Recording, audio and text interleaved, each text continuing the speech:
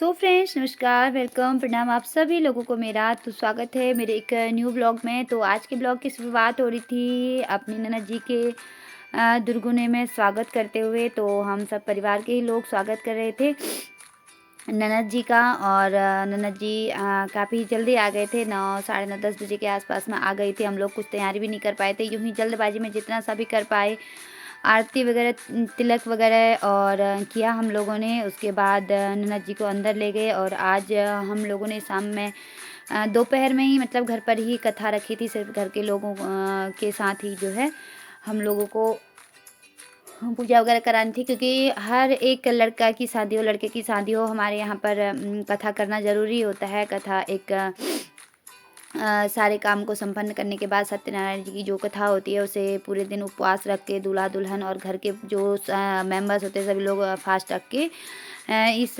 विवाह के जो कार्यक्रम को है उसको संपन्न करते हैं। और ये कलश छोटी छोटी बच्चियों ने रखे हुए थे और जिनको डेली के पूजन के बाद छोटी बच्चियों को भेंट वगैरह इन लोगों ने दी। और काफ़ी खुश थी छोटी छोटी बच्चियाँ, क्योंकि काफ़ी पिछले 2-3 दिन से सिर्फ उनका ही टाइम था। और आज भी वो बोल रही थी कि हमको नेक दीजिए। तो जीजू और दीदी उनके आए हुए थे, उनके स्वागत के लिए वो कलश के सामने खड़े थे और इस तरीके से उनको भेंट वगैरह दी। और हम सब लोग उन्हें लेके अंदर के चाय वगैरह नाश्ता वगैरह जो भी था वो करवाया दिला।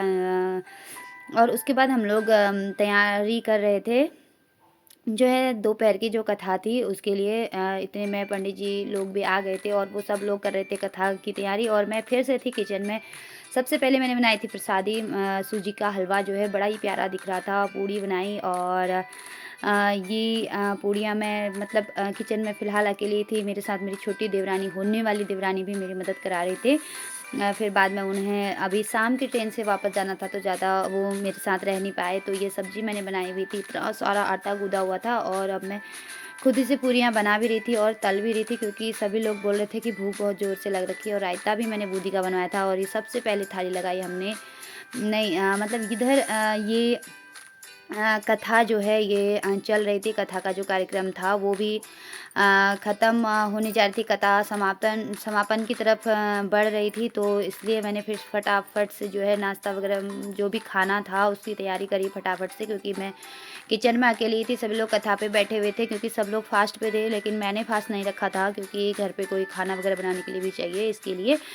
तो कुल मिला के घर परिवार का जो काम होता है वो सभी को साथ में मिलकर। और इस तरीके से आज की थाली थी, ये बड़ी ही प्यारी लग रही थी, बड़ा ही स्वादिष्ट, मतलब सब लोग बोल रहे थे खाना था। और दूल्हा दुल्हन की थाली सबसे पहले लगाई, उन्होंने खाना खाया। बस आज के ब्लॉग में इतना ही, फिर मिलेंगे, तब तक के लिए bye bye, love you all. मेरे चैनल को प्लीज़ सब्सक्राइब लाइक शेयर ज़रूर कर दीजिएगा। बाय, फिर मिलते हैं।